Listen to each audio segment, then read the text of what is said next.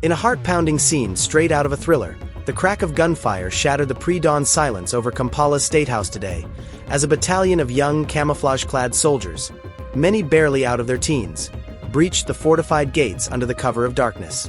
Eyewitnesses described the surreal moment: armored vehicles screeching to a halt, flares lighting up the night sky like fireworks gone wrong, and chants of "enough is enough" echoing through the streets as the rebels, armed with AK-47s and a fierce determination, overpowered the presidential guard in a blitz that lasted mere minutes.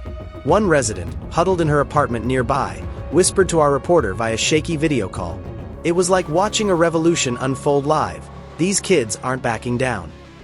This isn't just another power play. It's a raw, visceral uprising that's already sending shockwaves across East Africa, hooking the world as we watch live feeds of smoke rising over the capital and crowds gathering in defiance. The coup, led by a coalition of junior officers and enlisted men from Uganda's People's Defense Force, UPDF, marks a stunning betrayal from within the ranks. Sources close to the military reveal that the plotters, dubbed the Youth Vanguard by their supporters, range from 20 to 35 years old, a stark contrast to the aging elite who've dominated Ugandan politics for decades. At the helm is reportedly Captain Elias Mubaru, a 28-year-old former Special Forces operative, who in a viral manifesto leaked online hours before the assault, decried the gerontocracy gripping the nation. "Why must we, the sons and daughters of Uganda, watch our future bleed out while old men feast on our blood?" The document reads, accusing longtime President Yoweri Museveni, now in his 80s and in power since 1986, of being a puppet dancing to Western strings. Mubaru and his allies claim the takeover is not just about ousting one man but dismantling a system where corrupt elders cling to power, siphoning off billions in aid and resource deals while the average Ugandan scrapes by on less than $2 a day. This brazen move doesn't happen in a vacuum. It's the latest domino in a cascade of military interventions sweeping Africa, fueling continent-wide tensions that experts warn could ignite broader instability. Just last month, in neighboring Kenya, a similar youth-led faction within the army attempted to seize control of parliament, citing electoral fraud and economic despair, though that bid was quashed within days.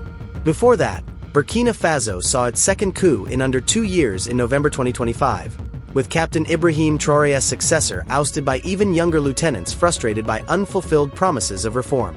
Niger, Mali, and Guinea have all fallen to juntas in the past 3 years, each time with promises to end corruption and foreign meddling. But Uganda's twist? It's explicitly framed as a generational revolt.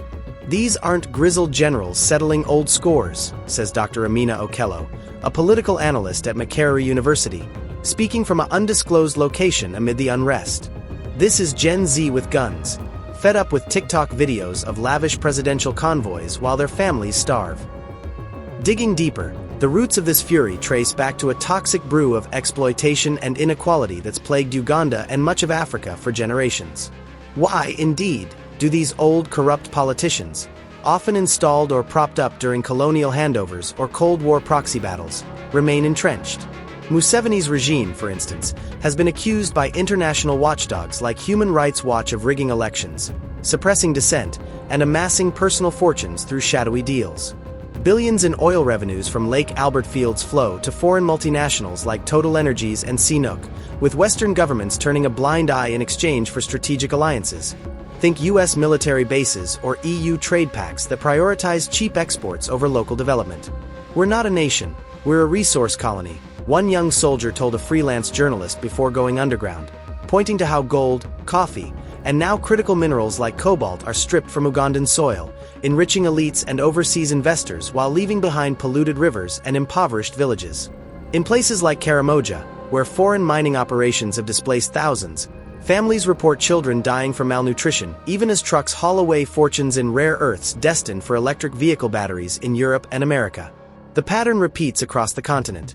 In the Sahel, French and American influences are blamed for backing regimes that crush local economies under the guise of counterterrorism. In West Africa, cocoa farmers in Côte d'Ivoire and Ghana toil for pennies while Swiss and Belgian chocolate giants rake in profits. These young coup leaders aren't just angry, they're articulate, social media savvy, and globally connected, drawing inspiration from movements like #EndSARS in Nigeria or the Arab Spring. They argue that the West's democracy aid is a farce, funding elections that recycle the same corrupt faces, all while IMF loans saddle nations with debt that forces austerity on the poor. Our leaders are puppets, yes, but who's pulling the strings?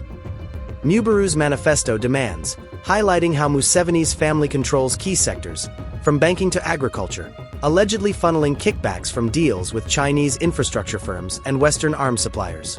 As tanks roll through Kampala's streets and reports trickle in of loyalist forces regrouping in Entebbe, the air is thick with uncertainty. Protesters, emboldened by the soldiers' advance, have clashed with police in Jinja and Gulu, chanting for fresh blood in leadership. Regional powers like Ethiopia and Rwanda are on high alert, fearing spillover, while the African Union scrambles for an emergency summit. But with internet blackouts looming and whispers of foreign evacuations, one question hangs heavy. Is this the spark that finally topples the old guard, or just another chapter in Africa's cycle of hope and heartbreak? As sporadic gunfire echoes through Kampala's suburbs and international envoys huddle in emergency meetings, the youth vanguard's seizure of power has thrust Uganda into the global spotlight, not just as another flashpoint of instability, but as a searing indictment of Africa's entrenched leadership crisis. With President Yoweri Museveni reportedly in hiding, rumors swirl of a hasty evacuation to a neighboring ally. The young insurgent's manifesto has gone viral, amassing millions of views across TikTok and X, where hashtags like #gerontocracy must fall and #puppets no more trend amid a digital storm of support from disillusioned youth continent-wide. But beyond the adrenaline of the takeover, the core grievances laid bare by Captain Muburu and his cohorts peel back layers of systemic rot. Why do Africa's states remain shackled to octogenarian rulers, drunk on power and allegedly dancing to Western tunes, while the continent's vast resources fuel foreign coffers and local poverty? At the heart of this uprising lies a generational chasm that's impossible to ignore. Africa's median population age hovers around 19 to 20 years old, a vibrant, tech-savvy demographic bursting with potential yet governed by leaders whose average age clocks in at 64 to 65. In Uganda, Museveni, now 81, exemplifies this disconnect. He's ruled since 1986, outlasting multiple U.S. presidents and overseeing a nation where over 75% of the population is under 35. Critics argue this isn't mere longevity. It's a deliberate gerontocracy, where elders amend constitutions to extend terms, rig elections, and install family dynasties. Museveni's son, Muhoozi Kainerugaba, has been groomed as a successor, controlling key military posts, while the president's inner circle dominates banking, energy, and agriculture. Similar patterns plague the continent. Cameroon's Paul Biya, at 92, has clung to power for 43 years. Equatorial Guinea's Teodoro Obiang Nguema Umbasogo, 83, since 1979. And Zimbabwe's Emerson Mnangagwa, 83, accused of stealing his 2023 re-election. These sit-tight rulers, as one ex-post dubbed them, manipulate systems to perpetuate their grip, fostering what former Nigerian military leader Abdul Salami Abubakar described as tenure elongation and foisting unpopular persons into power. In Uganda's case, the youth vanguard claims Museveni's repeated constitutional tweaks, removing age limits in 2017, epitomize this, turning democracy into a facade that breeds resentment and, ultimately, coups. But power hunger alone doesn't explain the depth of fury. It's intertwined with rampant corruption that siphons Africa's wealth into private vaults, often untouched for decades. Museveni's regime has faced allegations of embezzlement since its inception, with international reports highlighting how corruption is central to his rule. Human Rights Watch documented in 2013 that only one minister has ever been convicted of graft under Museveni, despite scandals involving billions in misappropriated aid and oil revenues. A 2018 U.S. Justice Department case revealed schemes where foreign conglomerates allegedly bribed Ugandan officials, including a $500,000 payment linked to Museveni himself, to secure energy deals. Opposition figures like Bobi Wine have long spotlighted this, accusing the government of funneling public funds into foreign bank accounts, Swiss, Cayman Islands, or Dubai hideaways where fortunes lie dormant, immune to Uganda's crumbling infrastructure. Across Africa, this is endemic. Leaders sign dead contracts, overinflated deals with multinationals that deliver little development but massive kickbacks. In Uganda's oil sector, partnerships with firms like France's Total Energies have been criticized for prioritizing export pipelines over local refineries, leaving communities in poverty while elites amass wealth. One leaked Youth Vanguard document alleges Museveni's family controls stakes in these ventures, echoing broader continental woes where, as one analyst put it, corruption erodes public trust and hampers growth. This corruption isn't isolated. It's amplified by perceptions of African leaders as puppets to Western interests, a narrative fueling the Youth Vanguard's rhetoric and resonating in the surge of coups since 2020. Over a dozen military takeovers have rocked the continent. Mali, twice. Guinea, Burkina Faso, twice. Niger, Gabon, Guinea-Bissau, Madagascar, with failed attempts in Benin and others. Many, like Burkina Faso's under Captain Ibrahim Traore, frame themselves as anti-neocolonial revolts against regimes seen as Western-backed. In X discussions, users decry how leaders are sponsored by the West after coups or assassinations eliminate anti-imperialist figures, installing pliable ones who sign lopsided loans from the IMF or World Bank. Historically, at least 12 African presidents opposing Western dominance, think Patrice Lumumba or Thomas Sankara, were assassinated or overthrown with alleged foreign involvement. In modern terms, this manifests in debt traps. Uganda owes billions to creditors like China and the West, with conditions that force austerity on citizens while resources flow out.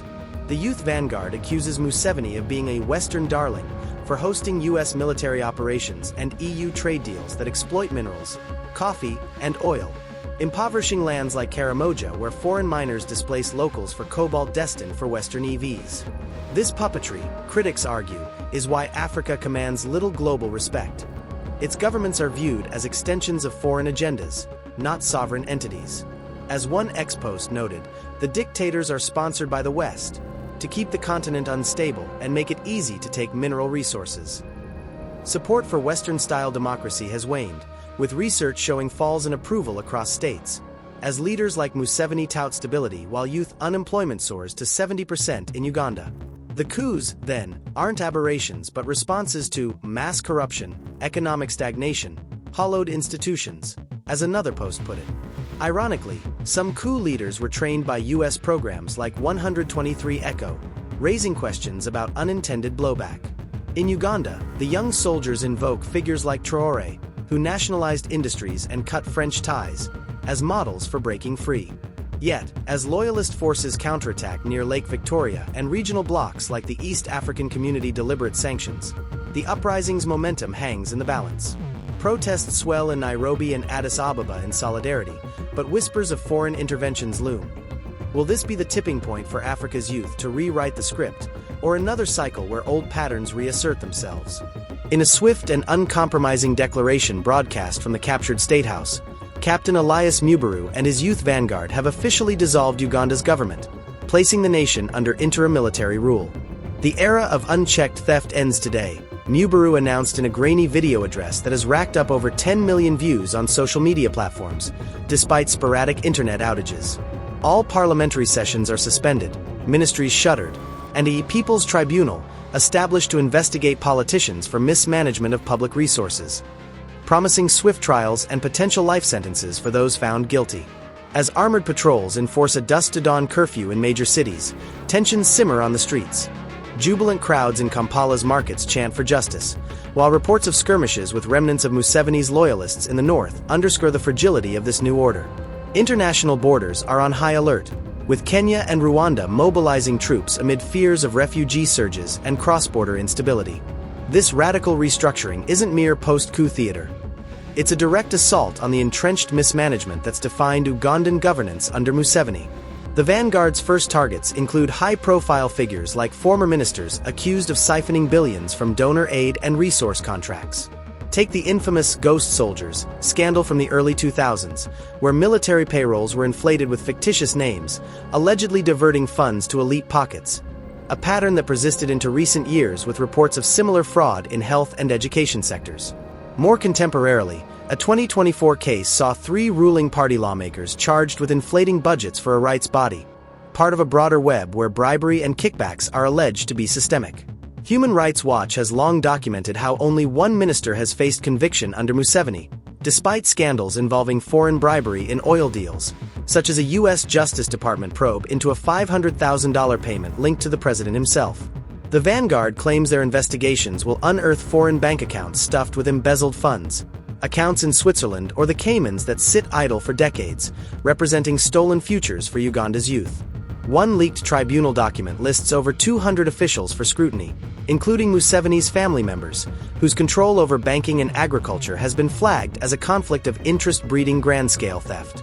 Zooming out, this purge echoes the anti-corruption rhetoric fueling Africa's recent wave of coups, where mismanagement and elite plunder are cited as primary triggers. Since 2020, the continent has seen over a dozen successful military takeovers, from Mali's double coups in 2020 to 2021 to Burkina Faso's back-to-back interventions in 2022, and more recent upheavals in Niger, Gabon, and Guinea. Analysts point to common causes: soaring youth unemployment, often exceeding 50% in affected nations, economic stagnation from IMF-imposed austerity, and corruption that hollows out institutions. In X-Posts, users like @FinFin777 highlight how corruption, political instability, and youth joblessness drive these upheavals, listing them among Africa's top crises. Another, @Dangum, ties insecurity to weak governance and corruption, calling for youth empowerment as a solution.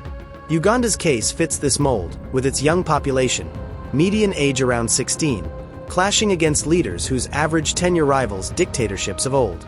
Continent-wide, African leaders average over 60 years old, governing the world's youngest populace, a disconnect that breeds resentment and coups. The dissolution of government amplifies these tensions, potentially unraveling fragile regional alliances.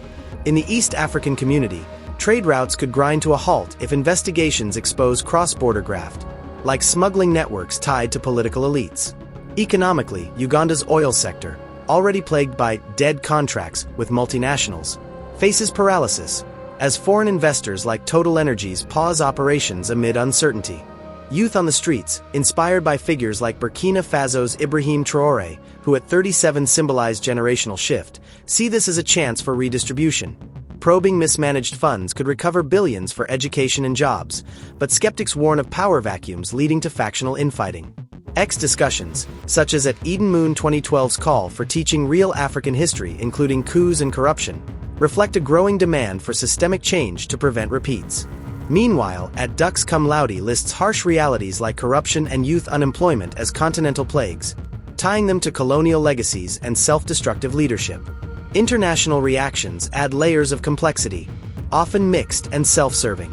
The African Union has suspended Uganda, as it did with 7 others since 2020. But critics argue such measures inadvertently make coups profitable by allowing juntas to renegotiate foreign deals.